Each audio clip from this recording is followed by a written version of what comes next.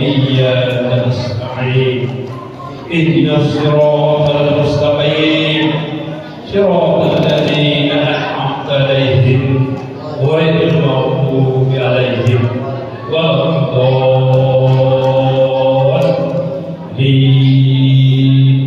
آمين.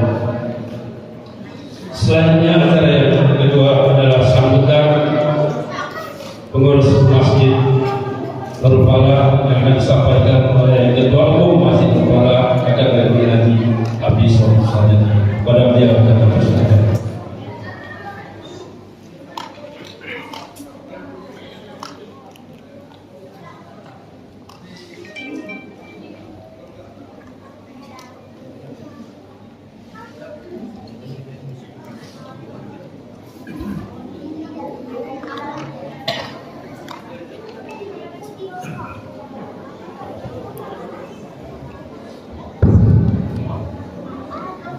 Assalamualaikum warahmatullahi wabarakatuh.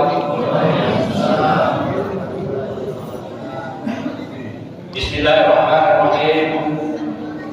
Alhamdulillah wa syukurillah wassalatu wassalamu ala rasulillah sayyidina Muhammad ibn Abdillah wa ala alihi wa sahbihi wa man tabi'a huda. Segala puji dan rasa syukur kita hanya semata-mata kehadirat Allah Subhanahu wa Ta'ala. Dengan rahmat, hidayah dan rezekinya dua, alhamdulillah kita bisa hadir bersama-sama dalam rangka memperingati Isra Mi'raj Nabi Muhammad sallallahu alaihi wasallam tahun 1446 Hijriah. Pada Allah memohonkan agar salawat dan salam tercurah kepada junjungan kita, suri teladan hidup kita, Nabi besar Muhammad sallallahu alaihi wasallam beserta keluarganya, para sahabatnya, dan sedang berikutnya yang istiqomah hingga akhir zaman. Yang kami hormati Ananda Kiai Haji Muhammad Iqbal Harun, yang kami hormati Ananda Ustaz Umaydi AS, Sarjana Komputer, yang saya hormati segenap pengurus dan jemaah Masjid Lingkungan RW 03, semua pengurus jemaah Muholah di lingkungan RW 03, pejabat pemerintahan, ketua RW, ketua RT tempat hadir, tokoh masyarakat, pemuka agama, hadirin wal hadirat yang kami muliakan. Pada kesempatan yang berbahagia ini, perkenankanlah kami atas nama pengurus Masjid Nurul Falah pertama-tama terimalah salam takzim kami. Semoga pertemuan kita ini senantiasa mendapat rahmat dari Allah Subhanahu wa Ta'ala. Terima kasih kami ucapkan atas kehadiran Bapak Ibu hadirin sekalian yang telah memenuhi undangan kami. Kemudian terima kasih khusus kepada ibu-ibu pengajian Masjid Nurul Falah yang telah mempersiapkan konsumsi untuk kita nikmat di makan malam bersama pada malam hari ini. Kemudian daripada itu, kami atas nama pengurus Masjid Nurul Falah juga, tentu sebagai hamba Allah yang taib, mungkin banyak kekurangan, kehilapan dan lain sebagainya, maka kami mohon untuk dimaafkan. Kami tidak berpanjang, mari kita ikuti acara kita ini dengan nikmat. Semoga dengan memperingati Isra dan Mi'raj ini, karena Isra dan Mi'raj adalah peristiwa yang sangat agung, peristiwa yang di luar nalar daripada akal manusia.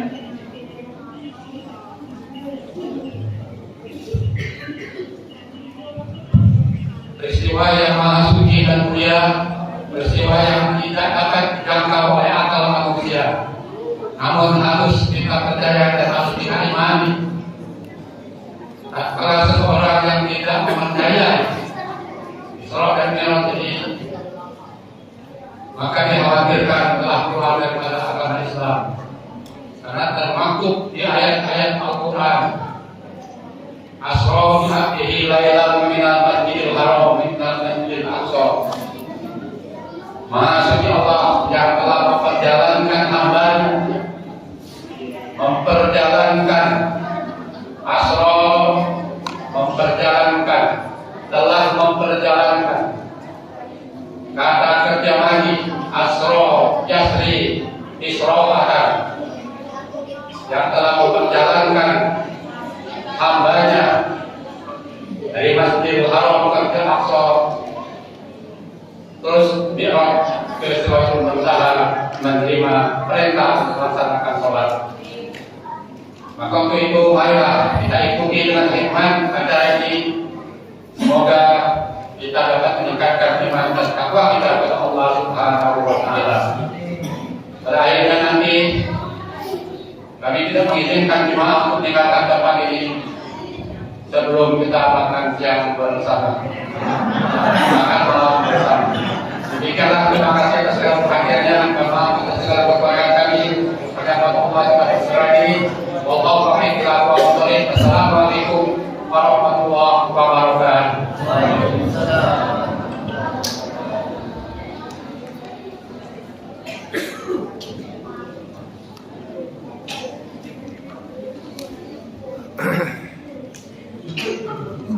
Demikian tadi sambutan Ketua Umum Masjid Nurfalah yang telah disampaikan oleh Ketua Haji Hafiz Samsudin.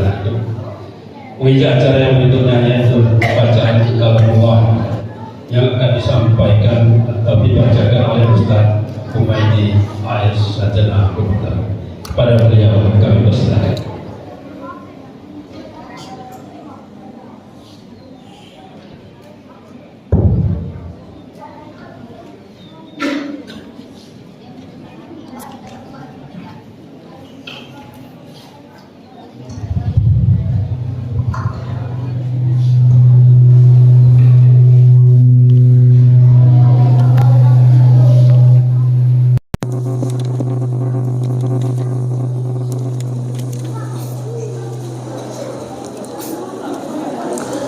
Assalamualaikum warahmatullahi wabarakatuh.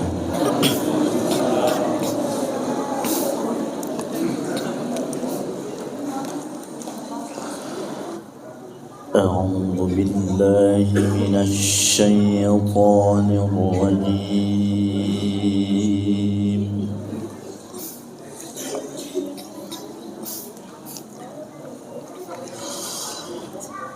Bismillahirrahmanirrahim.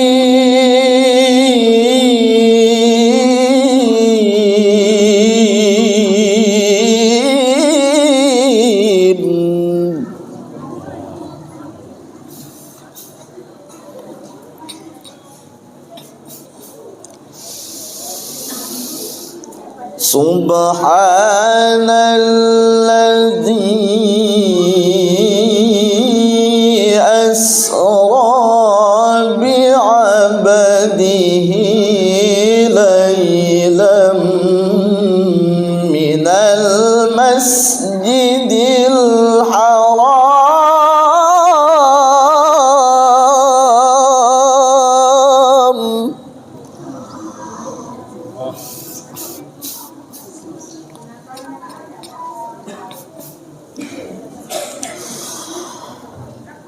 ليلا من المسجد الحرام إلى المسجد الأقصى الذي باركنا حوله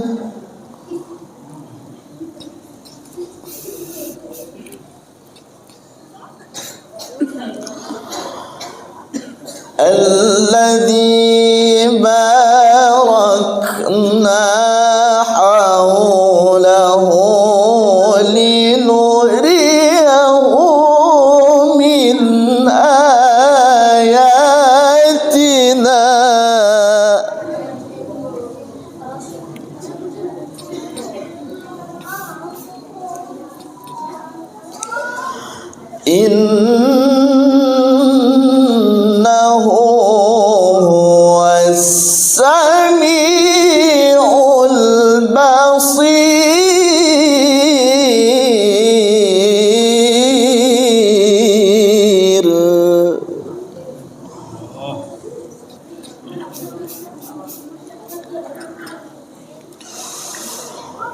سبحان الذي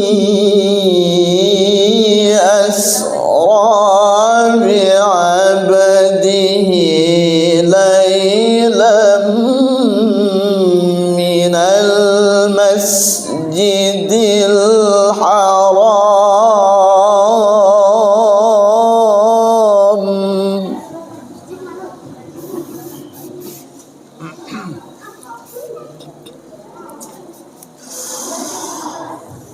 ليلا من المسجد الحرام إلى المسجد الأقصى الذي باركنا حوله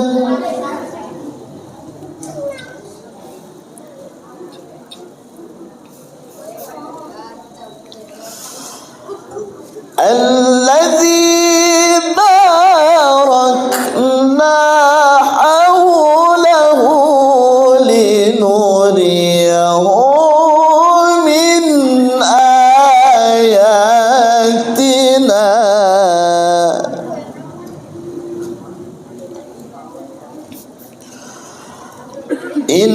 إنه هو السميع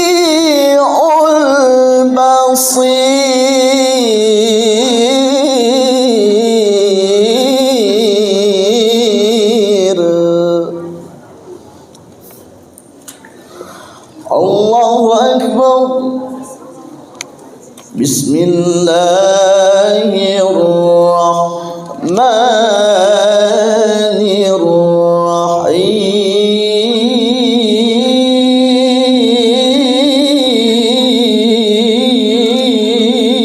الرحيم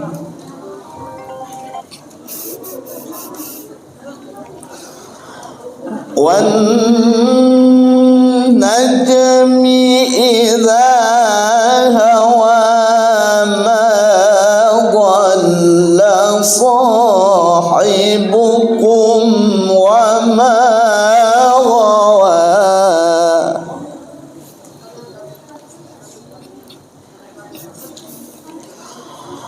وما ينطق عن الهوى إن هو إلا وحي يوحى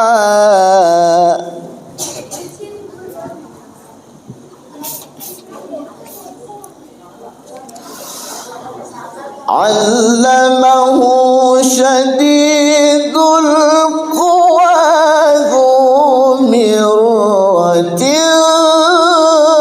فاستوى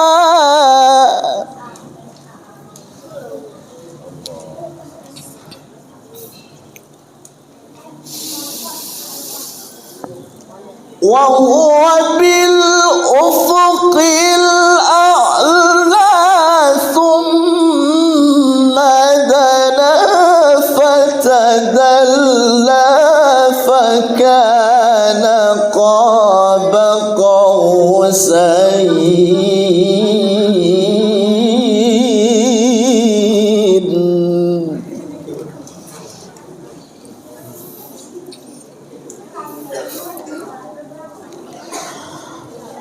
فكان قاب قوسين أو أدنى فأوحى إلى عبده ما أوحى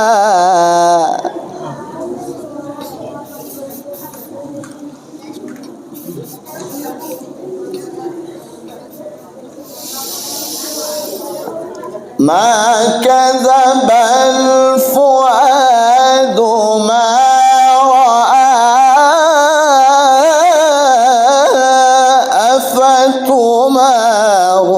أفتمارونه على ما يرى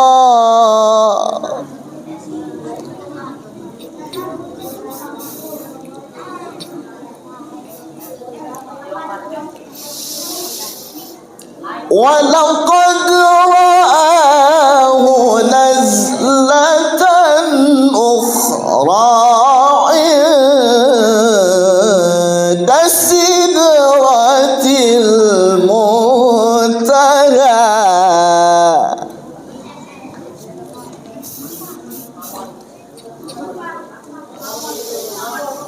ولقد رآه نزلة أخرى عند سدرة المنتهى صدق الله العظيم.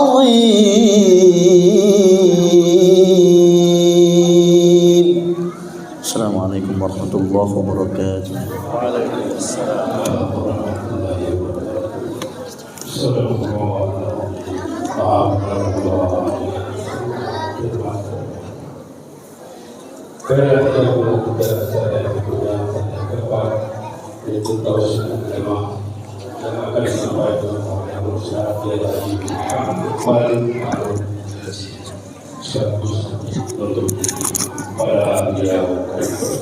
Izin, mengaji, izin.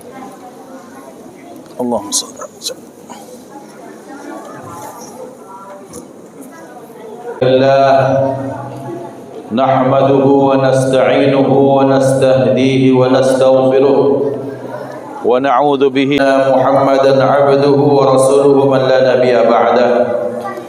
اللهم صل وسلم على سيدنا محمد مفتاح باب رحمة الله عدد ما في علم الله صلاة وسلاما دائمين بدوام ملك الله وعلى آله وصحبه لأمري واحلل عقدة من لساني يفقه قولي. سبحانك لا علم لنا إلا ما علمتنا إنك أنت العليم الحكيم. اللهم ارزقنا فهم النبيين وحفظ المرسلين وإلهام الملائكة المقربين. اللهم أغننا بالعلم وزينا بالحلم وأكرمنا بالتقوى وجملنا بالعافية. لا حول ولا قوة إلا بالله العلي العظيم والحمد لله رب العالمين. نوينا التعلم والتعليم والتذكر والتذكير والنفع والانتفاع والإفادة والاستفادة وسنة رسوله والدعاء إلى الهدى والدلالة على الخير ابتغاء وجه الله ومرضاته وقربه وثوابه سبحانه وتعالى على هذه النية وعلى كل صالحة جامعة شاملة نافعة من خيرات الدنيا ونعيم الآخرة وإلى حضرة النبي المصطفى محمد صلى الله عليه وسلم بسر الفاتحة. أعوذ بالله من الشيطان الرجيم. بسم الله الرحمن الرحيم. مالك يوم الدين. صراط الذين أنعمت عليهم غير المغضوب عليهم ولا الضالين. آمين. Hadratal muhtaramin yang saya ta'zimi, para alim, para ulama, para fuqaha, yang saya ta'zimi, para guru, para sepuh, para bini sepuh yang dimuliakan Allah, yang saya ta'zimi, saya hormati ketua masjid yang beliau merupakan orang tua kami, Mamanda Haji Hamdi bin Haji Sob. Mudah-mudahan beliau diberikan sehat walafiat, panjang umur. Mudah-mudahan semua yang hadir kita diberikan sehat walafiat, dikabulkan hajat-hajat kita. Para hadirin yang dimuliakan Allah, tokoh pemerintahan, tokoh masyarakat, para pemangku adat, tokoh pendidikan yang dimuliakan Allah, irtibatul muhibbin, matta'ana Allah Ta'ala bituli hayatih wa riayatih, hafizah, dimuliakan Allah yang tak sempat disebut, baik yang besar tak disebut gelar, yang kecil tak disebut nama, tapi tak mengurangi ta'zim, ihtiram, penghormatan kami kepada antum semua. Bersyukur kehadirat Allah Subhanahu wa taala pada malam hari ini kita dipertemukan. Malam hari ini kita dihadirkan Allah Subhanahu wa taala di satu dari sekian juta rumah Allah Subhanahu wa taala. Fi buyutin adzinallahu an turfa'a wa yuzkara fiha ismuh. Di mana di rumah Allah Subhanahu wa taala Allah anjurkan, Allah perintahkan, Allah kemudian memberikan kebaikan kepada kita semua yang karena di dalam rumahnya bahwa nama Allah ditinggikan dan dimuliakan. Allahumma shayban nafi'an. Mudah-mudahan hujan-hujan ini adalah hujan rahmat daripada Allah Subhanahu wa taala. Bapak Ibu dimuliakan Allah, pada malam hari ini kita hadir mungkin dalam hitungan sebagian besar manusia mereka mengatakan bahwa kami hadir pertama karena sehat, pertama karena sempat, kemudian yang kedua rumah para masjid, kemudian yang ketiga mungkin daripada gabut katik gawe mending ke masjid. Itu semua merupakan hitung-hitungan manusia. Tapi pada hakikatnya ini merupakan kehendak Allah Subhanahu wa taala. Maka karena ini merupakan kehendak dan izin Allah Subhanahu wa taala, maka kita punya pilihan-pilihan. Apakah menjadikan pertemuan ini pertemuan yang biasa-biasa saja, ataukah pertemuan yang luar biasa, ataukah bahkan menurut kita pertemuan yang merugikan? Bagi seorang mukmin, karena Rasul sallallahu alaihi wasallam telah mengajarkan kepada kita, innamal a'malu binniyat wa innamal likulli imri'in ma nawa. Maka kita niatkan i'tikaf di rumah Allah, kita niatkan untuk talabul ilmi, kita niatkan untuk silaturahim, kita niatkan untuk menjauhkan diri dari kemaksiatan, kita niatkan mengisi bulan yang baik, bulan Rajab, satu dari bulan yang disebut sebagai al-ashhurul hurum, dengan hal-hal yang membuat Allah ridha dan membanggakan hati baginda Nabi Muhammad sallallahu alaihi wasallam. Salawat dan salam terlimpah ruah kepada hadratur Rasul Sayyiduna wa Maulana Muhammad sallallahu alaihi wasallam, manusia yang terpuji akhlaknya, terpuji kebaikannya, terpuji kebaikan hatinya, terpuji semua apa yang ada pada beliau, dan terpuji siapapun yang menisbatkan diri kepada beliau. Mudah-mudahan salawat dan salam Allah limpah ruahkan kepada keluarga beliau, kepada sahabat, kepada tabi'in, kepada umat dan masuk kita di dalamnya. Amin Allahumma amin. Bapak Ibu dimuliakan Allah, mohon izin pada malam hari ini Nawaitu Al-Faqir berdiri di sini, salah satunya yang paling penting menjalankan perintah ayahanda kami Mamanda Haji Hamdi bin Haji Som. Beliau sudah kami anggap sebagai orang tua kami, karena beliau termasuk dari tetua-tetua Ikapista. Beliau termasuk juga tetua-tetua orang-orang di Ogan Ilir. Kami berharap mudah-mudahan dengan menaati perintah orang-orang tua kita, maka ini masuk dalam manhaj baginda Nabi Muhammad sallallahu alaihi wasallam.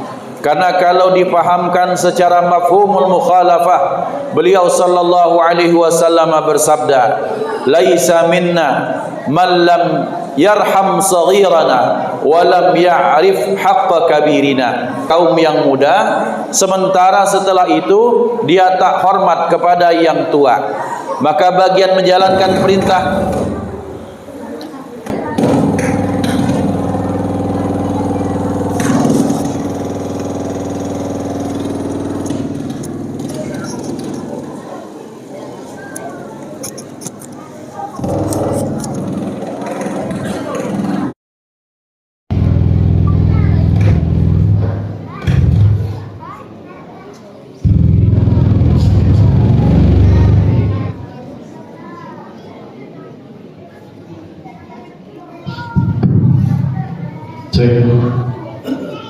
Insya Allah yang seperti ini min alamatil qabul, bahwa termasuk diterima satu acara, diterimanya satu kebaikan, sesuatu yang kita sudah laksanakan, kita planning, kita rencanakan dengan baik, ada baik kurangnya. Ini dikatakan guru-guru kita, insyaallah hadza min alamatil qabul. Mudah-mudahan ini acara termasuk acara yang Allah ridha padanya. Amin Allahumma amin. Bapak Ibu dimuliakan Allah, menarik ketika kami harus menceritakan perkenalan kami dengan beliau, karena walaupun kami dari satu daerah, beliau dari Muara Penembung, dari Marpen Kediri. Menariknya kami bertemu dan berjumpa di Papua. Tahun berapa itu Bang Haji? Sekitar 2017an kalau tidak salah. Berjumpa dengan beliau di satu distrik namanya Kuala Kencana di Papua. Kami sedang berkhidmah mengajar di sana. Kemudian setelah itu beliau menghampiri dan berkenalah kami saat itu. Nah, kemudian kali yang kedua dan ketiga pertemuan ada di Ogan Ilir. Maka ingin kami sampaikan bahwa ikhwan dimuliakan Allah, ketika kita dalam kebaikan berjumpa dengan orang-orang baik, maka hargailah itu. Karena mengapa? Karena dalam satu pertemuan, ketika pertemuan tersebut diniatkan dengan baik, insya Allah Allah akan perjumpakan kita dengan orang-orang yang baik. Kemudian setelah kita meniatkan yang baik, caranya baik, maka mudah-mudahan di akhirat itu akan menjadi kebaikan, menambah timbangan beban kebaikan, kita mengharap ridha Allah Subhanahu wa taala. Maka mudah-mudahan selama hadir kita di tempat ini, sa'ah mubarakah, mudah-mudahan pun itu akan menjadi syafaat yang baik pada hari kiamat. Isra dan Mi'raj, maka kita bicara tentang kebaikan Allah Subhanahu wa taala. Allah bersifat Ar-Rahman, Allah bersifat Ar-Rahim. Bahwa Rahman ya Allah, Allah berikan kepada semua makhluk, tapi tidak semuanya mendapatkan rahimnya Allah. Orang yang taat mendapatkan rahmannya Allah. Orang yang maksiat tetap Allah izinkan mendapat rahmannya Allah. Orang yang mukmin dapat rahmannya Allah, yang kafir pun mendapatkan rahmannya Allah. Tapi tidak berlaku bagi orang-orang yang beriman. Hanya rahimlah yang Allah berikan hanya untuk orang-orang yang beriman. Maka Allah menyatakan dalam Al-Quran, wa kana bil mu'minina rahima. Kalau orang beriman secara umum mendapatkan rahmat berlebih daripada Allah, bagaimana kalau itu dinisbatkan, diarahkan kepada baginda Nabi Muhammad sallallahu alaihi wasallam? Tentunya rahmat Allah amat sangat besar dan luar biasa. Bapak Ibu dimuliakan Allah, bicara tentang Isra dan Mi'raj, maka Allah memberikan penggambaran kepada kita. A'udzu billahi minasyaitonir rajim. Laqad kana fi qasasihim 'ibratul ulil albab ma kana haditsan yuftara. Allah Subhanahu wa taala berfirman, sungguh benar-benar di dalam kisah orang-orang terdahulu terdapat pelajaran, terdapat ibrah, terdapat bekal yang baik untuk kehidupan kita dunia maupun akhirat. Karena kisah mereka bukan kisah yang didongeng-dongengkan, yang diada-adakan, tapi betul-betul Allah izinkan terjadi untuk kita untuk mengambil iktibar. Kalau saja peristiwa yang terjadi kepada para nabi dan rasul terdahulu menjadi ibrah, kalau saja kisah yang Allah muatkan dalam Al-Quran tentang orang-orang yang ahli maksiat itu jadi iktibar, bagaimana kalau kisah itu merupakan kisah yang berkaitan dengan baginda Nabi Muhammad sallallahu alaihi wasallam? Maka tentunya itu akan menjadi ibrah yang paling dan paling utama harus kita ingat dan pelajari dan ambil kebaikannya. Bapak Ibu yang saya cintai karena Allah, bicara tentang Isra dan Mi'raj, maka kita bicara tentang kebaikan Allah yang diberikan kepada Rasulullah, tapi jangan lupa sejati dan hakikatnya itu adalah kebaikan yang Allah berikan kepada umat Nabi Muhammad sallallahu alaihi wa alihi wasallam. Maka mengapa peristiwa Isra dan Mi'raj terjadi? Sebagian pendapat orang-orang yang kita dengar bahwa Isra dan Mi'raj ini merupakan tasliyatun lin Nabi, hiburan bagi Rasulullah sallallahu alaihi wasallam.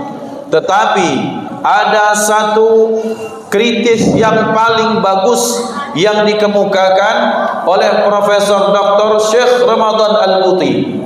Beliau menyatakan ada pendapat kalau orang menyatakan Isra dan Mi'raj merupakan bentuk hiburan kepada Rasulullah, tetapi menurut saya secara pribadi, kata beliau, lepas dari itu benar, lepas dari benar dan salah, kata beliau, karena Allah ingin menunjukkan kepada orang banyak, dan terutama Allah ingin menunjukkan kepada kita bahwa seyogyanya, sejatinya seorang Nabi dan Rasul tidak harus menisbatkan, menggambarkan, kemudian menyerahkan harapan-harapan kepada selain Allah Subhanahu wa taala. Beliau cinta kepada ibunda Khadijah, Hubabah Khadijatul Kubra, yang kemudian sering kita dengar dengan qasidah Natawassal bil Hubabah, bahwa ikhwan dimuliakan Allah, sejatinya perjuangan Rasulullah dibantu oleh istrinya Khadijah yang tercinta itu benar, bahwa sejatinya beliau mendapatkan bantuan sokongan yang luar biasa dari istri beliau itu benar. Tetapi Allah ingin mengingatkan Rasulullah sallallahu alaihi wasallam, wahai Muhammad, walaupun istrimu sangat cinta kepadamu, walaupun engkau sangat cinta kepadanya, tetapi ada zat yang lebih cinta daripada itu kepada kalian berdua, yaitu Allah Subhanahu wa taala.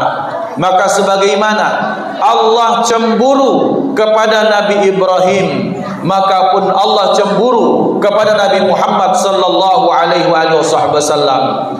Istri yang kemudian terus menopang dakwah beliau dipanggil Allah tentunya dengan kebaikan. Istri yang terus membantu dakwah Rasulullah, Allah sengaja ambil supaya Allah ingin menunjukkan kepada dunia bahwa berhasilnya dakwah Nabi Muhammad sallallahu alaihi wasallam izin Allah Subhanahu wa taala. Bapak Ibu, kadang-kadang kita ni kan mah itu, ngapo kau lulus PNS, oh ini jasa mamang itu, aman dak dia yang nolong, aku dak pacak masuk. Ngapo kau waras sembuh, ngapo kau waras,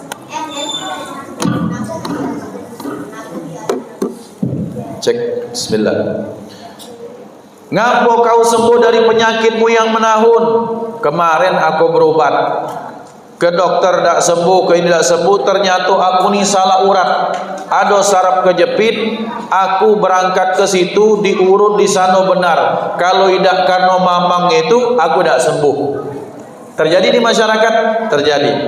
Ngapo nak kau pacak masuk ke universitas yang bergengsi atas jasa bapak itu, yang dia jadi anggota, yang dia pejabat, yang tanda tangannya itu sangat berharga.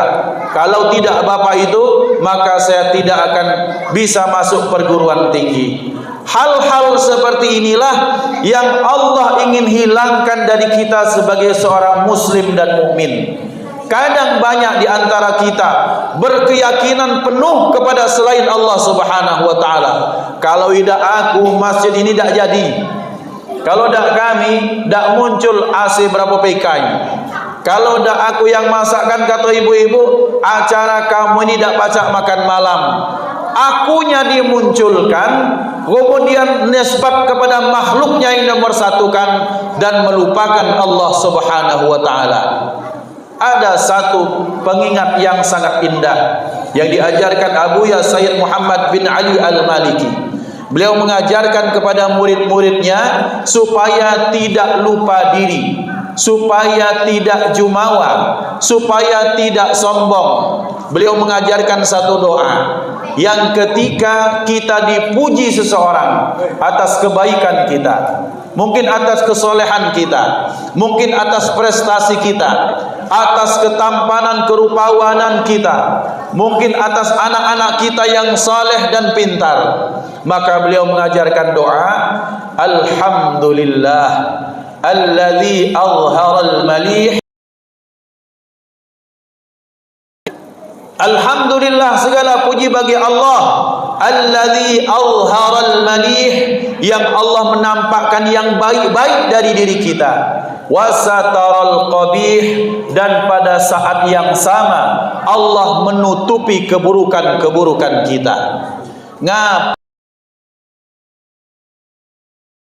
ibu gosip ini yang di gerobak sayur tiap hari itu biasanya bapak-bapak beli petai sepapan, beli balur setengah on, beli kecamba semato, belanjanya 5 menit, gosipnya setengah jam, tercagak di depan gerobak. Biasanya bapak-bapak ya tak?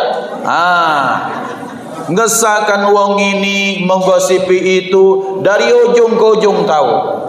Isu di Palembang dari hulu sampai ke hilir lah tahu. Siapa nak jadi presiden dia lah tahu. Siapa kawin dengan siapa, kemudian tanggal berapa cerainya dia tahu. Itu perkara-perkara ini biasanya bapak-bapak. Nah, bapak-bapak yang hobi bergosip, bapak-bapak, kita ingatkan kepada mereka ini, kenapa kita berani menggosipi orang lain? Mengapa kita berani membuka aib orang lain?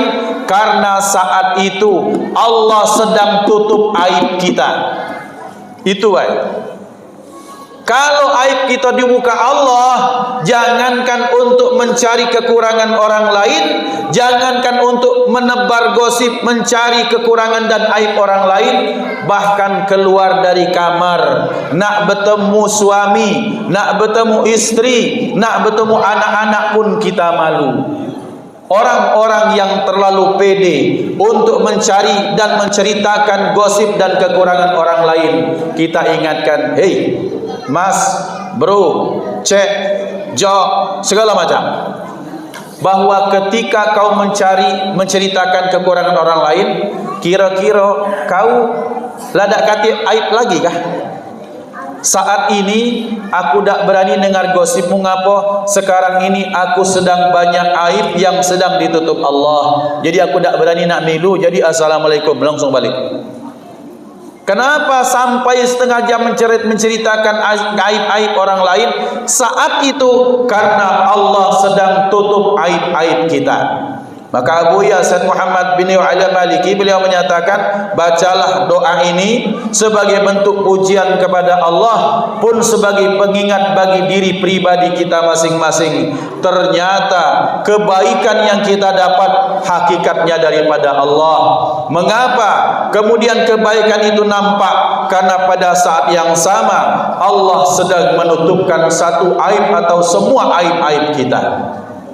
Maka Bapak Ibu, seseorang yang sudah diketok palu sebagai terdakwa, kemudian seseorang yang sudah terbukti secara fakta di pengadilan dia bersalah, bakal masuk obak, kalau bahasa gitu bakal tebuang jurang gitu, itu masih dia nak bergosip. Ini misalnya Fulan bin Fulan ini terdakwa melakukan penggelapan uang senilai 300 triliun misalnya baik. Nah, ketika dia sedang di masa istirahat itu, sedang di sidang, masih tak terpikir dia untuk mencari aib-aib orang lain? Tak terpikir dia nak jadi selamat Bapak dan Ibu. Kenapa? Karena saat itu aibnya sedang dibongkar Allah Subhanahu wa taala. Baru sekok yang dibuka, kitalah kehilangan muka. Mak mano kalau di akhirat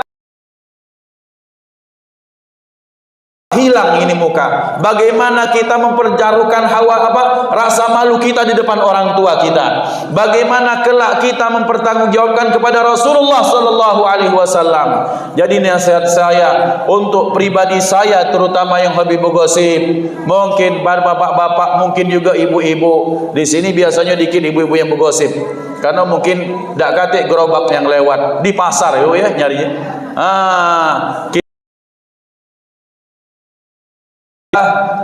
Alladzi azharal maliha wa sataral qabiha. Allah yang telah menampakkan yang baik dan aib-aib dan kekurangan-kekurangan kita. Bapak Ibu dimuliakan Allah. Maka Rasulullah sallallahu alaihi wasallam oleh Allah secara adab, seolah Allah ingin sampaikan kepada Rasulullah, wahai kekasihku Muhammad, kau bersandar kepada istrimu yang sangat kau cintai dan sangat mencintaimu. Betul, sebagai hukum manusia itu boleh, tapi sebagai seorang nabi hal itu tidak diperbolehkan. Sebagai seorang nabi dan rasul, hal itu tak boleh bagi seorang nabi dan rasul. Muhammad, engkau cinta dan ta'zim kepada pamanmu Abu Talib. Menariknya Bapak dan Ibu, Abu Talib ini dalam sebagian pendapat beliau dinyatakan mati sebagai seorang yang kafir. Tapi ada satu kitab yang menarik karangan As-Sayyid Ahmad Zaini Dahlan yang menyatakan beliau adalah orang mukmin yaktumu imanahu. Orang mukmin yang menutupkan keimanannya tapi ia beriman kepada Allah. Ini ada satu kitab yang dikarang ulama besar di kota Makkah, Mufti Makkah, nama beliau Sayyid Ahmad Zaini Dahlan, yang kepada beliau ilmu-ilmu keislaman orang-orang di Indonesia, Asia Tenggara itu berjalur kepada beliau. Maka beliau menyatakan bahwa Abu Talib itu demi kepentingan politik dan keselamatan Rasulullah, maka beliau itu tak mengucapkan syahadat secara zahir. Supaya apa? Karena kalau kira-kira seperti ini, Abu Talib, Bapak Ibu, kita awali dengan cerita seperti ini. Ada seorang sahabat namanya Sayyiduna Utsman ibni Maz'un. Utsman bin Maz'un ini adalah sahabat yang ketika termasuk orang-orang yang pertama masuk Islam. Dan dalam sejarah terbukti ketika Islamnya para sahabat, terutama sahabat yang minal ghalabah, termasuk sahabat yang fakir, miskin, hamba sahaya, itu rentan sekali dengan siksaan orang-orang kafir yang mereka adalah para pemegang modal. Mereka ini kaum oligarki, pemilik modal. Itu mereka, itu rombongan Abu Lahab, Abu Jahal.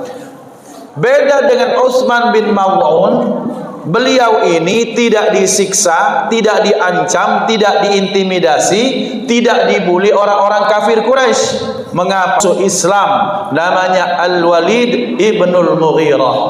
Al-Walid ibnul Mughirah adalah orang yang sangat keras menentang Rasulullah dalam barisan Abu Lahab dan Abu Jahal. Al-Walid ibnul Mughirah inilah kemudian menyatakan dia punya pertemanan sebelum Islamnya Utsman bin Maz'un. Kamu adalah sahabatku, maka kamu kujamin, katakan siapapun yang mau menyerang, mengintimidasi, membuli dirimu, katakan aku dalam jaminan Al-Walid ibnul Mughirah. Maka di Mekah Utsman bin Maz'un ini aman. Kenapa? Karena beliau dijamin. Sebegitunya ternyata pengaruh orang yang berpengaruh. Kira-kira menpreman ini, tujuh lu peganganku, jangan diganggu. Siap. Satu hilir peganganku, jangan diganggu. Jadi wong yang nak ganggu daerah situ nyengok kita. Wah, di situ ada Ustaz Iqbal. Pegangannya satu lu dengan satu hilir, tak berani ganggu. Ini namanya daerah teritorial. Kalau nyengok, Pak, mengaji. Suwe. Kalau kamu kecopetan di satu lu atau satu hilir, omongkan baik. Cek.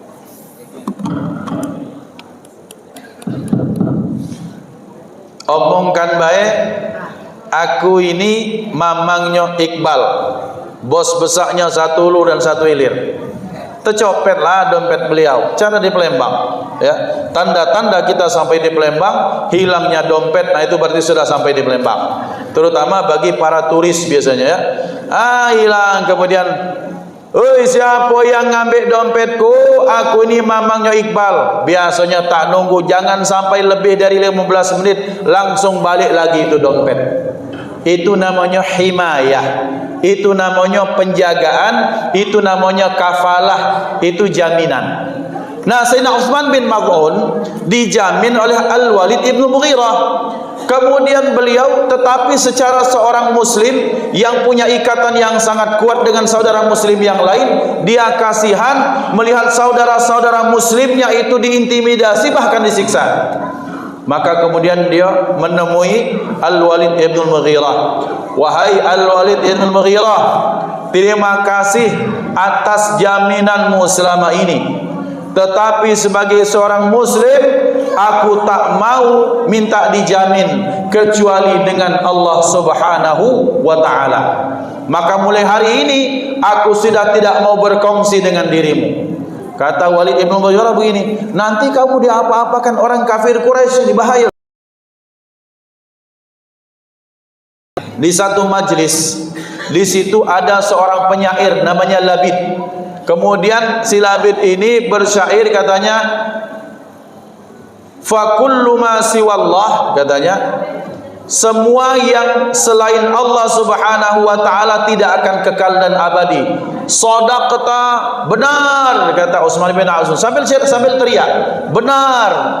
Kemudian dia menyatakan, si penyair ini, "Akhirat dan surga itu tidak ada." "Pemohong." Ini orang lagi acara mah, ini dia teriak-teriak. Sampai 3 kali Utsman bin Maz'un ini ditampar oleh seorang kafir Quraisy. Kemudian sampai dalam riwayat matanya bengkak dan membiru.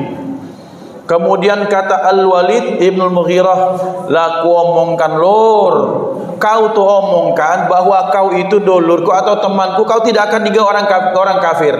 Apa katanya? Dalam satu bait syair yang indah, beliau nyatakan seperti ini, "Andaikan mataku sebelah ini yang sehat, dia mendapatkan kenikmatan yang sama yang dirasakan oleh mata sebelahnya yang kena tonjok gara-gara membela agama Allah Subhanahu wa ta'ala."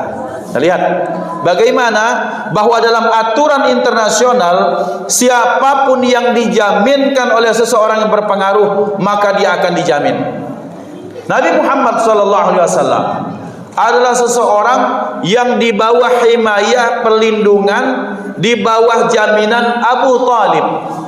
Maka tidak ada orang-orang kafir Quraisy yang berani mengganggu. Kemudian dari tokoh masyarakat, kemudian sukunya suku yang diakui, sehingga mereka tak berani mengganggu Rasulullah. Tetapi kemudian ternyata Abu Talib dipanggil Allah Subhanahu wa ta'ala.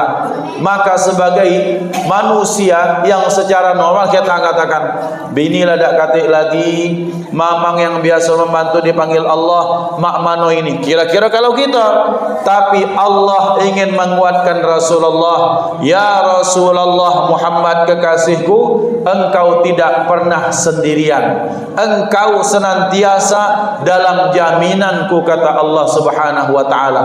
Maka di Isra Mi'rajkanlah beliau. Itu yang pertama.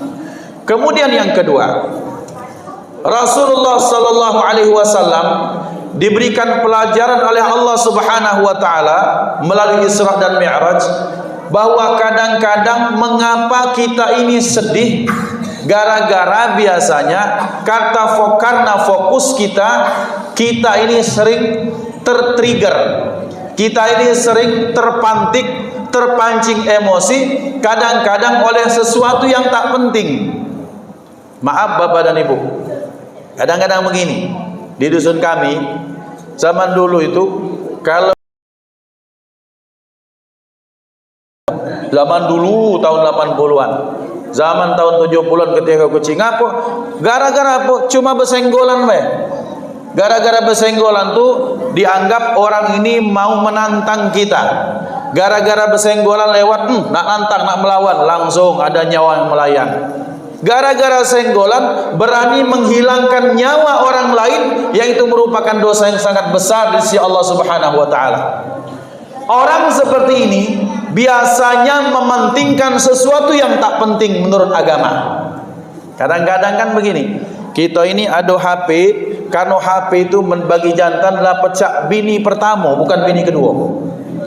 Ketinggalan bini biasa dia, tapi ketinggalan HP, ay bahaya HP ku tinggal. Ngapo? Lokak password diambil bini. Ngapo? Rekening ada di sana, kemudian nomor-nomor penting ada di sana. Jangan-jangan habis dipakai untuk beli Shopee Food. Uji orang itu. Bahaya nian HP tinggal. Langsung balik. Lah 5 kilo balik kanan lagi. Ada yang main itu? Ada. Nah yang seperti ini, kalau HP-nya kemudian tinggal, kalau HP-nya kemudian misalnya tertinggal atau kena lecet, digosok-gosok. Padahal dia saat itu sedang melupakan satu tugas yang penting. Ngapo? Azan zuhur sudah berkumandang, masih ngucak HP, dilusus HP-nya. Jangan sampai lecet. Ada yang maini? Banyak. Maka Allah Subhanahu wa taala ingin mengingatkan kepada Rasulullah sallallahu alaihi wasallam, wahai Muhammad, kehilangan paman itu masalah yang besar. Ketika kehilangan istri Nabi dan Rasul, maka engkau punya masalah yang lebih besar lagi Allah Subhanahu wa taala. Bapak Ibu, masalah penting tak penting ini di satu masa, di era-era Salahuddin sebelum Salahuddin Al-Ayyubi, ada seorang khalifah, kemudian ada seorang ulama. Zaman itu ketika masuk, kalau tak salah, dinasti Mongolia atau siapa, bangsa Tatar, maka kemudian saat itu banyak sekali orang-orang yang dibunuh, banyak sekali wanita-wanita yang dipermalukan kemudian dibunuh, banyak sekali anak-anak bahkan sebelum sempat lahir anak dan ibunya dibunuh dengan cara dibelek perutnya dan ditinggalkan. Sehingga dalam riwayat bahkan kepala itu menumpuk itu seperti bukit. Na'udzubillah.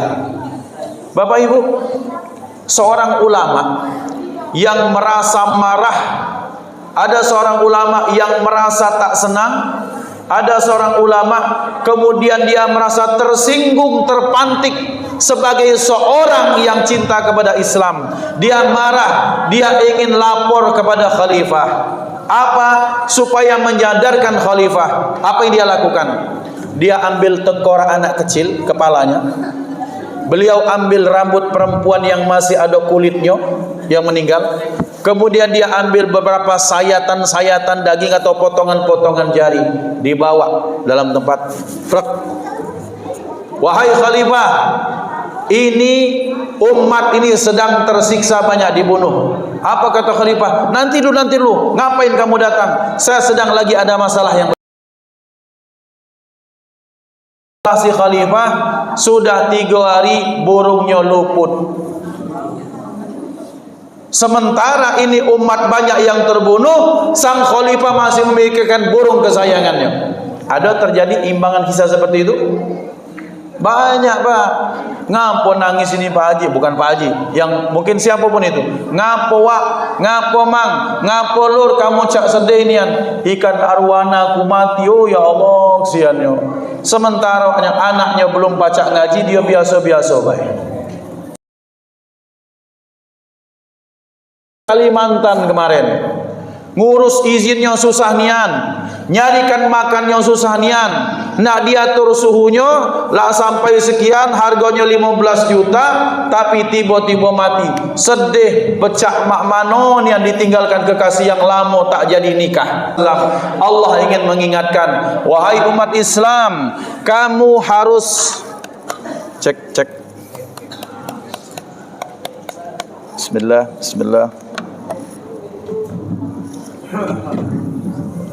Wahai umat Islam, kalian harus memikirkan ada yang namanya istilah dalam Islam al-awlawiyah.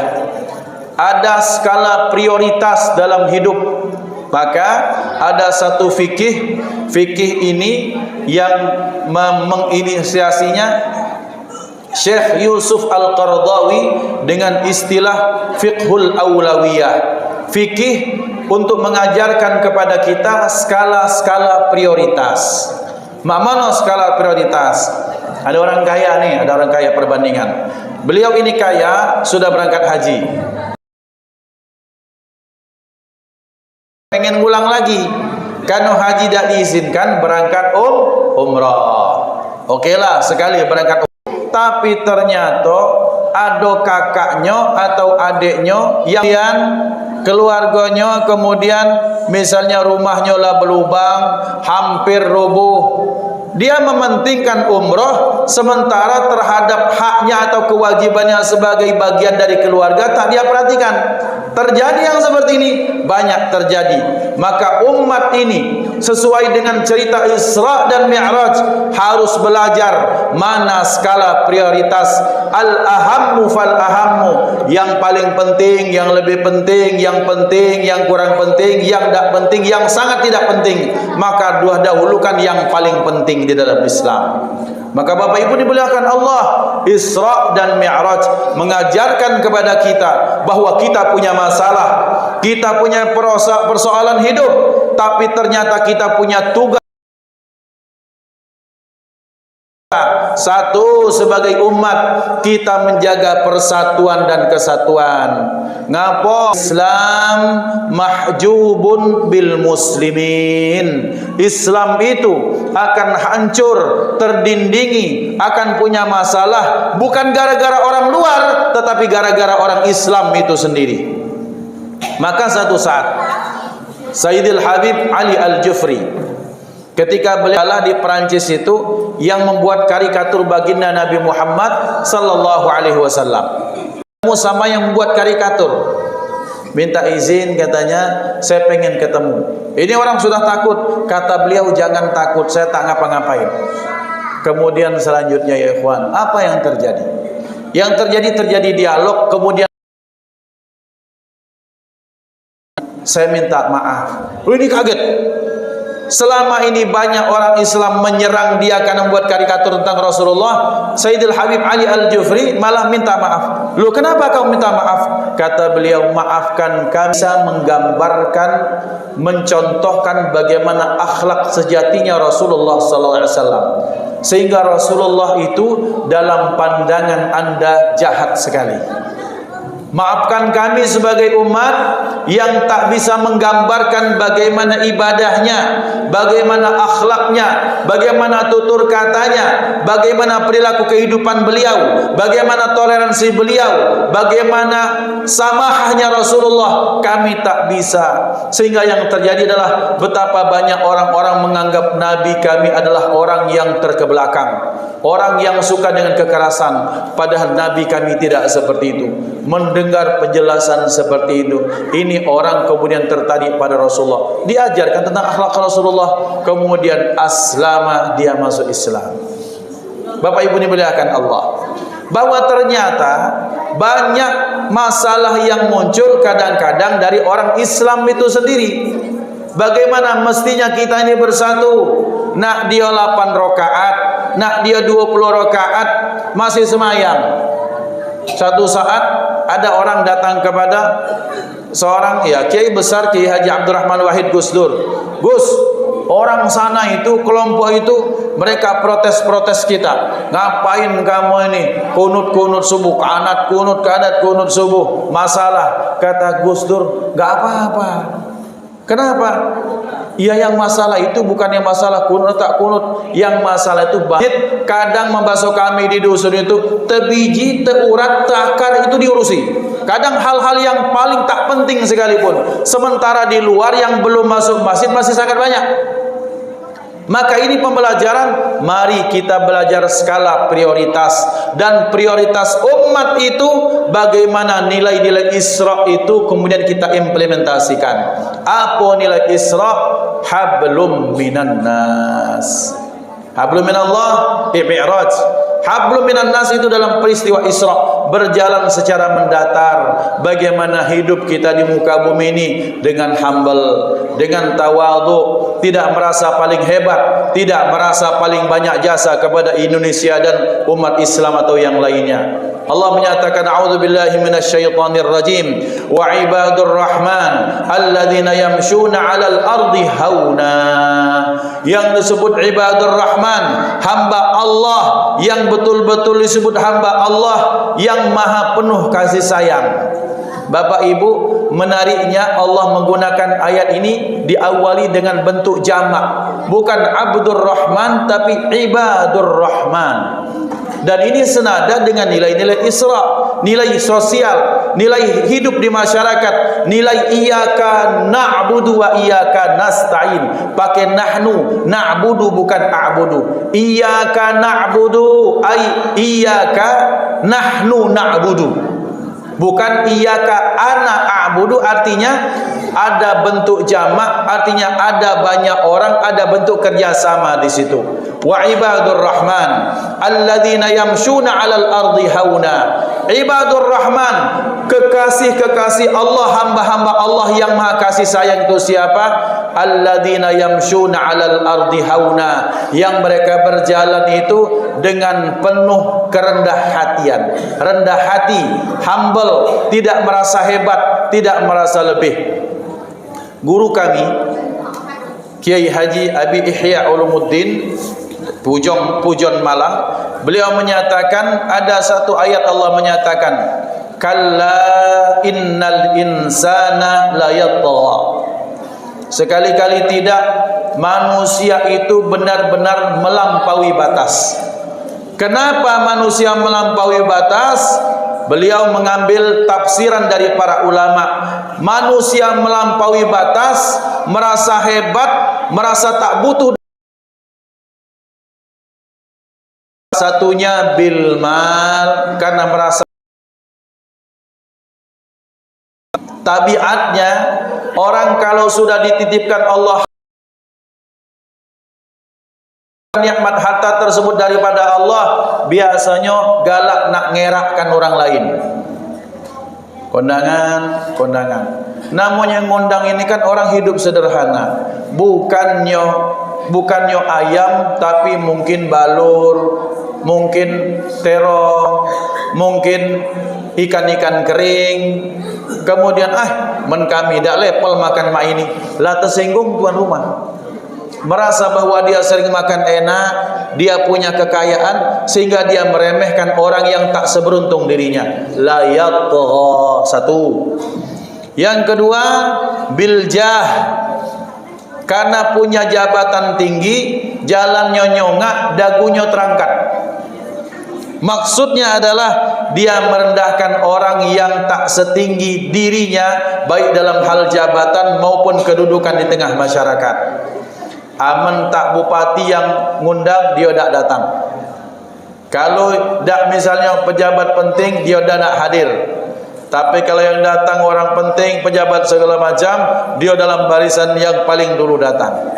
Tidak seperti itu. Kita hidup ini di masyarakat, Masya Allah. Bapak Ibu, almarhum Allah yarham. Beliau ini kan artis, tapi beliau seorang da'i, ad-da'i ilallah, pendakwah Masya Allah. Allah ingin tunjukkan kemuliaan diri beliau. Ketika beliau meninggal, yang hadir banyak, baik dari golongan jamaah tabligh teman-teman beliau maupun dari golongan artis. Tapi Allah ingin menghantarkan beliau, dihantarkan oleh orang-orang yang baik. Bagaimana Allah berikan hujan yang lebat, Masya Allah. Kemudian sehingga kalau artis kena hujan dikit selesai, mundur teratur, tak galak menghantar. Yang hantar siapa? Orang-orang yang terus berdakwah bersama beliau, dihantarkan sampai ke liang lahat oleh orang-orang saleh. Kenapa? Haula mereka itu merasa kedudukannya di masyarakat tinggi. Pesohor negeri, selebritis, kami tak pas kalau kena hujan sehingga kotor baju dan pakaian kami. Lihat, orang akan sombong, salah satunya karena jabatan. Yang berikutnya, karena kenapa? Yang paling bahaya kata beliau, bil ilmi. Karena merasalah pintar, banyak ilmu, meremehkan pengajian-pengajian kecil. Merasalah berangkat ke Yaman, ke Mesir, ke Mekah, ke Madinah, ke mana, ke puting bumi situ. Balik ladak galak lagi, nyalim ke tangan gurunya yang ngajarnya ngaji. Na'udzubillah. Dan ini yang paling bahaya kata guru kami. Kenapa? Orang kalau punya harta langsung sekejap bisa menjadi mantan orang kaya. Ada teman kami ini, teman kami, Fulan bin Fulan. Dia kaya, dia bermain saham. Malam ini main saham jam 10, jam 11. Sebelum dia tidur lupa ngeklus.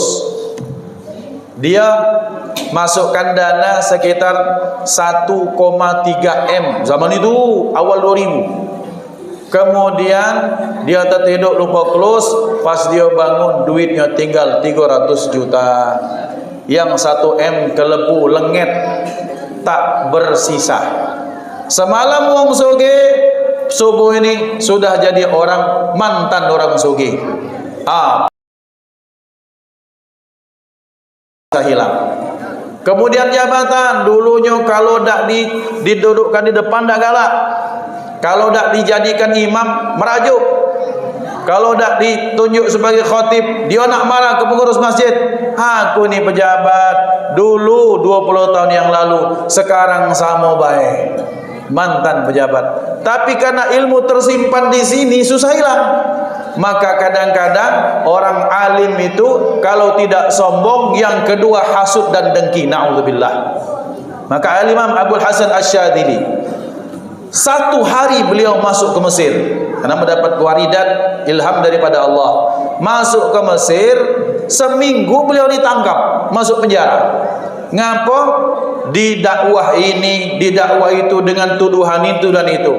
Ternyata beliau ini ada oknum-oknum orang yang dekat dengan pemerintah saat itu, oknum-oknum ulama yang benci, yang kemudian dengki kepada beliau, bisik-bisik kepada raja saat itu untuk menangkap Imam Abdul Hasan Asy-Syadzili.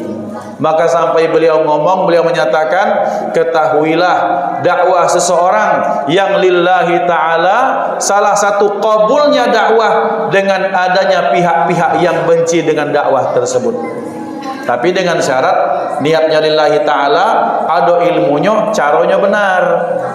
Tapi kalau dari awal-awal datang-datang, yang ini disalahkan, ini dibid'ahkan, ini masuk neraka jahanam, yang ini jangan salahkan masyarakat. Kalau masyarakat nak ngusir, memang kita niat nyari balak namanya. Nah, ikhwan dimuliakan Allah. Ketika seseorang itu biasa bermi'raj kepada Allah, wa aqimus sholahnya bagus, hubungannya kepada Allah bagus, maka hubungan yang bagus dengan Allah kepada sesama. Ada seorang wali besar dari Jawa Timur, Magelang, di Watu Congol, namanya Mbah Mangli. Maaf, ini dari Magelang. Mbah Mangli ini, beliau ini kalau ceramah tidak cak aku menggubu-gubu. Beliau ceramah suaranya pelan, yang hadir ribuan, Mbak. Tak pakai mic. Sebagaimana beliau ceramah di depan seperti ini, yang belakang ujung sana tak pakai mic kedengaran. Allah berikan beliau karomah seperti itu. Ngapa? Salah satunya ta'zimnya beliau luar biasa kepada orang tua. Mbah Mangli itu kepada ayah bunda beliau, ini saya sering sekali ceritakan kepada teman-teman di majelis. Syukran, jazakallah khair. Nak nyuruh lama kamu berjani. Ada jazakallah khair. Terima kasih banyak. Mbah Mangli ini, Bapak Ibu, untuk saya dan untuk adik-adikku, beliau itu ketika ngobrol dengan ayah bunda beliau orang miskin, petani. Beliau tak berani memandang wajah secara langsung. Nunduk ngapur ancang seperti ini. Nggih, sendika dawuh dalam.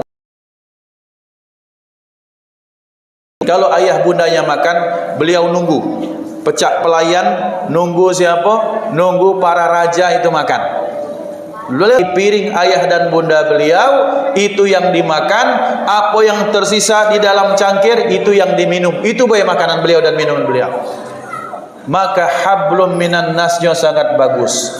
Maka Allah angkatkan derajat beliau menjadi seorang wali yang besar, salah satunya dengan barokah ta'zimnya kepada orang tua. Hablum minan nasnya penting. Ini merasa hebat, merasa bahwa ahli gadget, kemudian orang tuanya bapak nih, maaf lolo nian bapak nih, buyan nian, banyak terjadi sekarang anak-anak Gen Z. Merasa semuanya dia sudah paling hebat sudah. Coba tunjukkan kata Allah, diambil blackout pernah Palembang, blackout mati lampu, sepelembang hangat sampai ke Jambi sampai ke Riau mati lampu, hilang hilang sinyal, hilang segala macam. Betapa banyak orang-orang stres. Orang-orang tua kita nyantai. Ngapo? Lawang hidup mereka tak pernah ditemani dengan HP. Mereka masih pacak tersenyum baik. Budak-budak sekarang dak katik HP, stres, pecah apa? Pecah kehilangan duit 1,5 miliar. Ikhwan dimuliakan Allah Subhanahu wa taala. Itu yang kita sebut orang bodoh. Orang bodoh. Kalau tak orang-orang tua kita yang pintar, tak akan muncul anak-anak seperti sekarang ini. Ikhwan dimuliakan Allah. Maka pelajaran Mi'raj yang mengajarkan kepada kita menyembah Allah yang Maha Tinggi dengan kita mengimplementasikan makna sujud. Ingat pada ayat ini yang dibacakan qari kita tadi, subhanalladzi asra bi 'abdihi lailan minal masjidil haram ilal masjid. Ada 2 kali kata masjid. Masjid ini ilmu sharaf ini. Masjid itu mahallus sujud. Masjid itu ismul makan, adalah tempat sujud di mana kita meletakkan dahi kita, kepala kita yang kita anggap mulia, bahkan lebih rendah dibandingkan dengan pantat.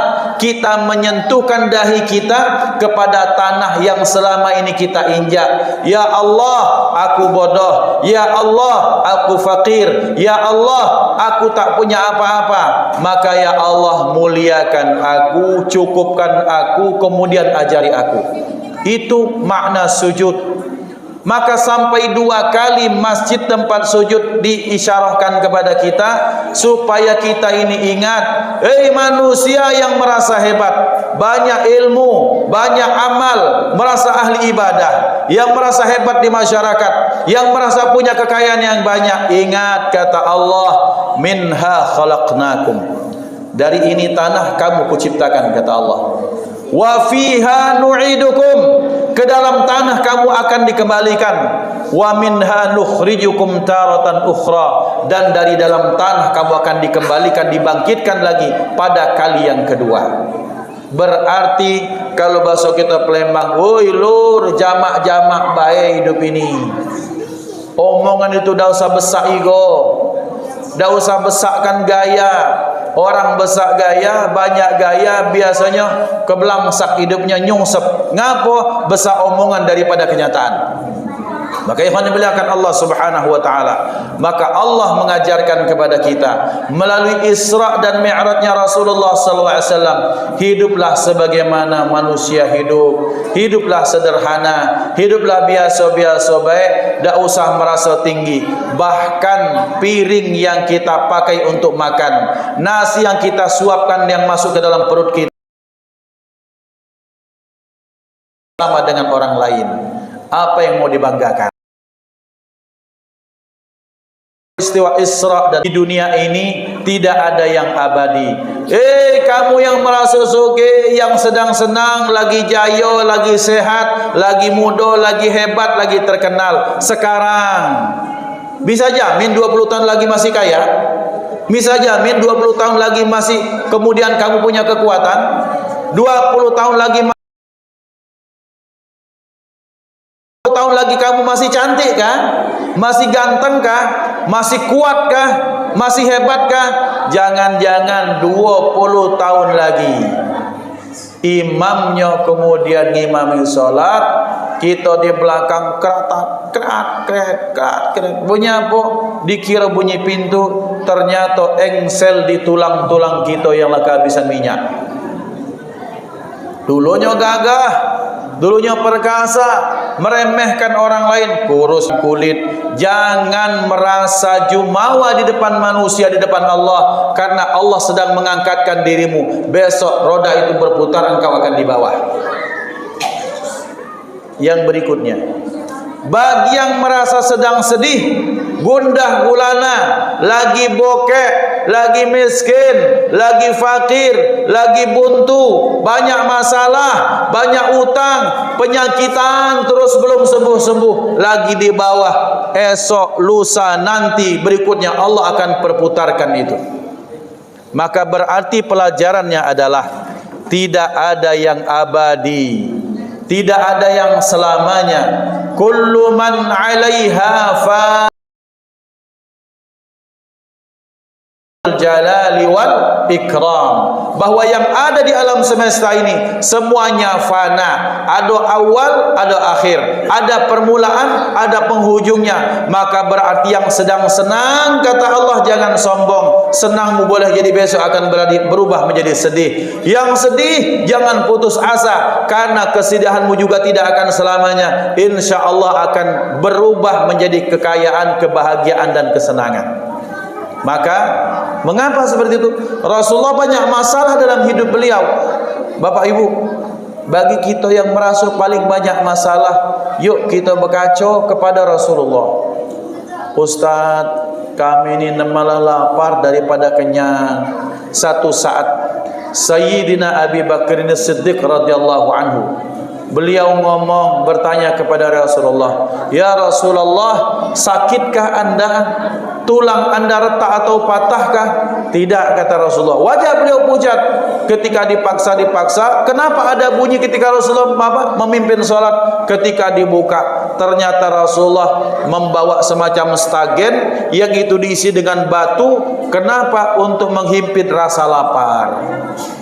Kadang umat-umat ini kita di akhir zaman kemudian merasa yang paling lapar, padahal bukan lapar, hanya gara-gara tak tercapai makanan yang dia impi-impikan.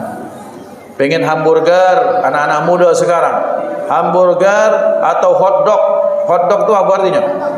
Hot itu artinya panas, dog itu, hotdog artinya apa?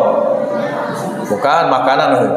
Nah, kalau gara tak makan sosis atau hotdog, kemudian dia tak galak makan nasi.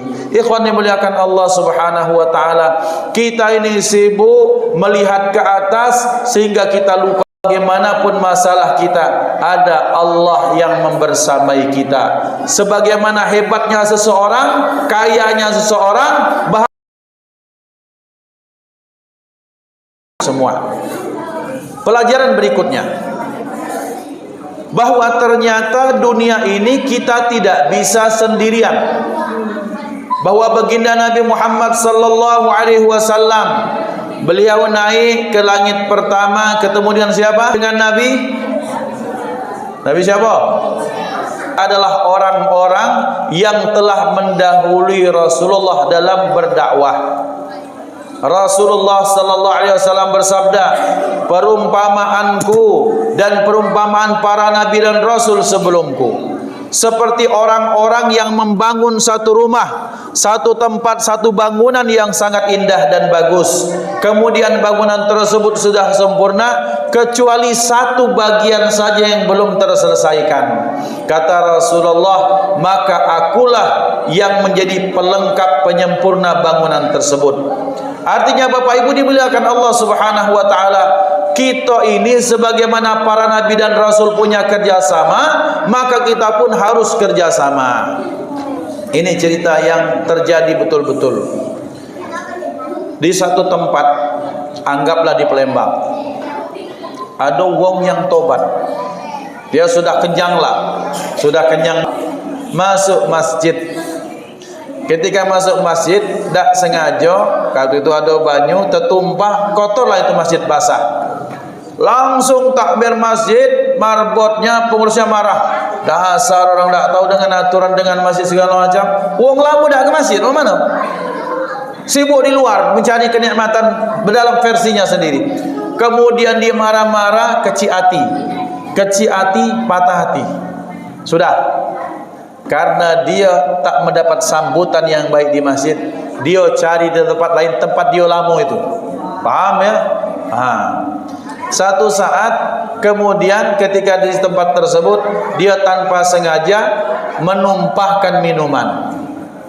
Lah nak minta maaf, tiba-tiba datang manajernya, maaf Pak, tak usah minta maaf, salah pelayan kami teledor. Sehingga sebagai bentuk permohonan maaf kami, malam ini bapak kami gratiskan. Nah, ini dia tempat yang ku cari. Alangkah baik-baiknya wong, sementara di masjid aku tak dihargai sama sekali. Bapak Ibu muliakan Allah, kenapa? Di sini karena tidak adanya kerjasama.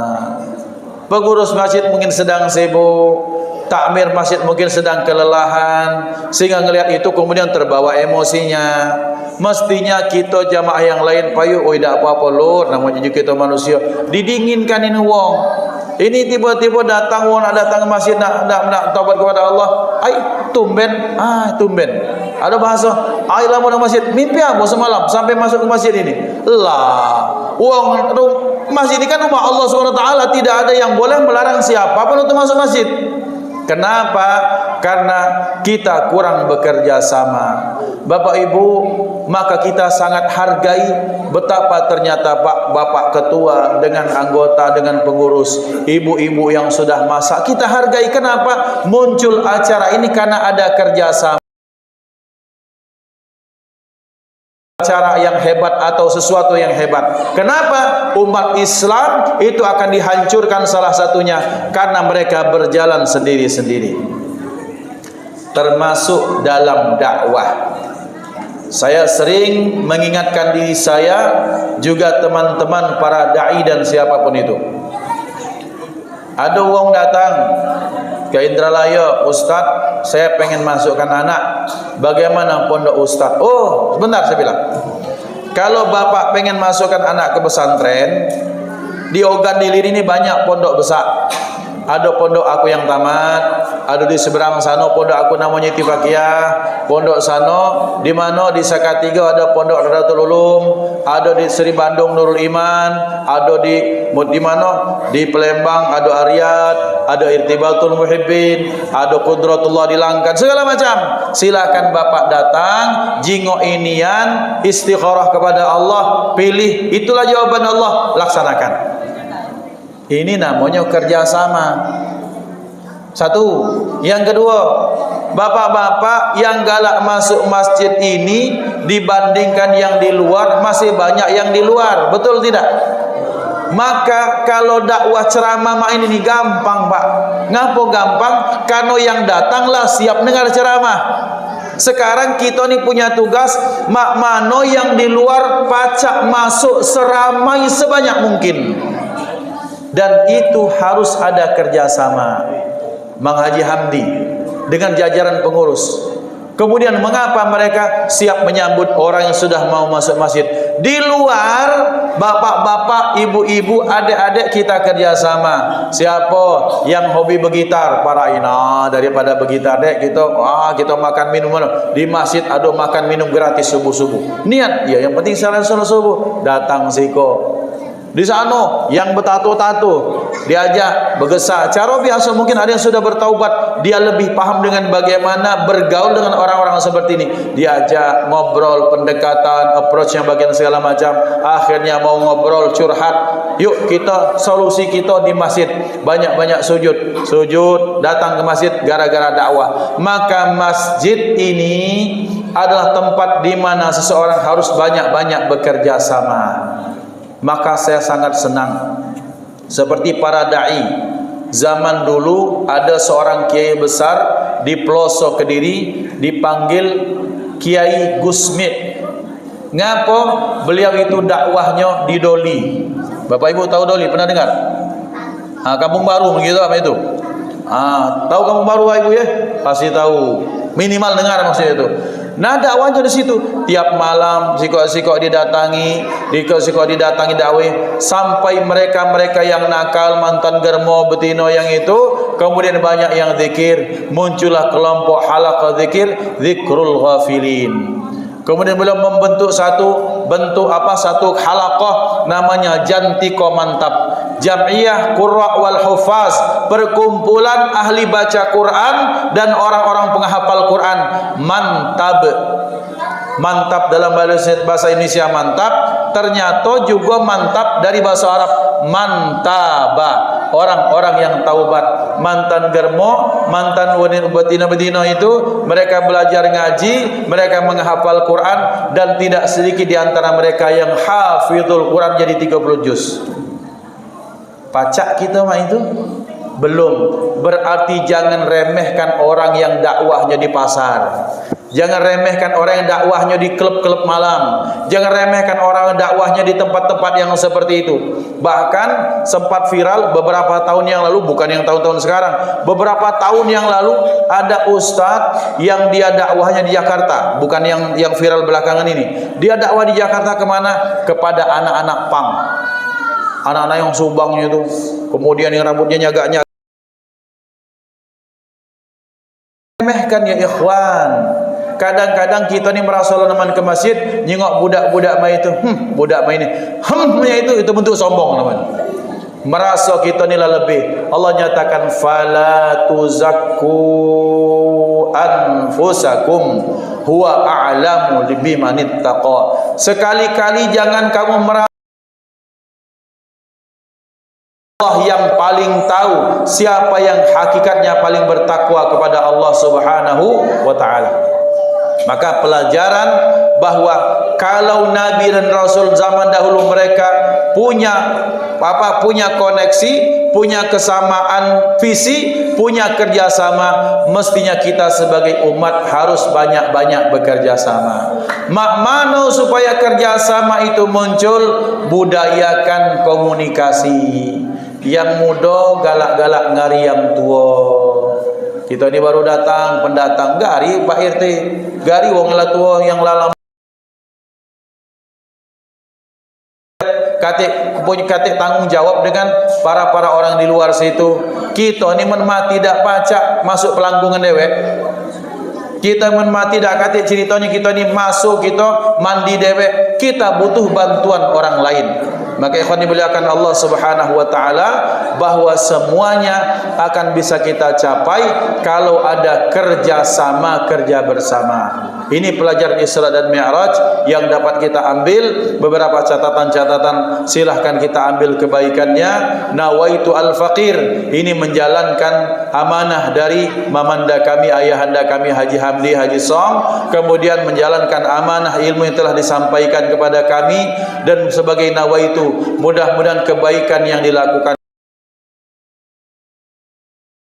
kebaikan bagi orang-orang tua kami serta guru-guru kami. Mudah-mudahan dengan hadirnya kami di tempat yang baik ini, maka Allah Subhanahu wa taala berkenan memberikan keberkahan kebaikan yang Allah titipkan kepada Bapak Ibu semua. Kemudian Allah berkenan berikan kepada kami, insyaallah. Mudah-mudahan sebagaimana Allah kumpulkan kita di tempat yang baik seperti ini, pun di akhirat kelak kita mudah-mudahan bisa saling memberikan persaksian dan syafaat yang baik pada hari kiamat kelak. Dan mudah-mudahan sebagaimana kita mengingat Isra dan Mi'raj baginda Nabi Muhammad sallallahu alaihi wasallam, pun demikian Rasulullah sallallahu alaihi wasallam berkenan mengingat dan mengenal kita untuk memberikan syafaat kepada kita. Hadanallahu wa iyyakum ajma'in. Usikum wa nafsi bi taqwallah. A'udzu billahi minasyaitonir rajim. Bismillahirrahmanirrahim. Alhamdulillahirabbil alamin. Allahumma shalli wa sallim wa barik ala sayyidina Muhammad wa ala alihi wa ashabihi ajma'in. Allahumma ij'al jam'ana hadha jam'an marhuma wa tafarruqana min ba'dihi tafarruqan ma'suma wa la taj'al fina wa la minna wa la ma'ana syaqiyyan wa la mahruma. Allahumma ihdina bihudak waj'alna mimman yusari'u fi ridak wa la tuwallina waliyan siwak wa la taj'alna mimman khalafa amraka wa 'asak wa hasbunallahu wa ni'mal wakil. اللهم بارك لنا في رجب وشعبان وبلغنا رمضان وأعنا على الصيام والقيام وتلاوة القرآن واحفظنا يا ربنا من الذنوب والآثام. اللهم بارك لنا في أولادنا وبناتنا وذريتنا وتلاميذنا واحفظهم ولا تضرهم ووفقنا ووفقهم لطاعتك وارزقنا برهم بحق ربنا هب لنا من أزواجنا وذريتنا قرة أعين واجعل المتقين إماما. ربنا هب لنا من الصالحين ربنا هب لنا من لدنك ذرية zurriyatan tayyibah innaka sami'ud du'a. Rabbana atina fid dunya hasanah wa fil akhirati hasanah wa qina adzabannar. Wa sallallahu ala sayyidina Muhammadin nabiyil ummi wa ala alihi wa sahbihi wa sallama tasliman katsira walhamdulillahi rabbil alamin. Taqabbalallahu minkum minna wa minkum taqabbal ya karim. Lebih dan kurang al-fakir mohon maaf kepada Allah, kita mohon ampun. Tsumma assalamualaikum warahmatullahi wabarakatuh. Jazakallah, terima kasih banyak. Mengaji, terima kasih banyak. Minta maaf kurang-kurangnya. Ya Rabbi.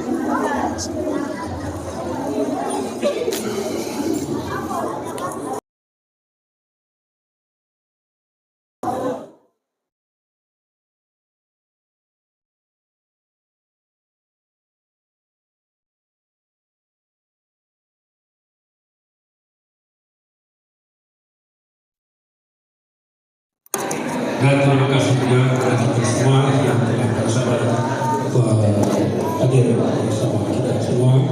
Saya sebagai pemandu acara mengucapkan permohonan maaf kalau bisa terjadi ada kekurangan kepada Allah, kami mohon ampun. Baiklah, kita tutup. Allahumma shalli ala sayyidina Muhammad wa ala sayyidina Muhammad. Subhanakallahumma wa bihamdika asyhadu an la ilaha illa anta astaghfiruka wa atubu ilaik. Walhamdulillah.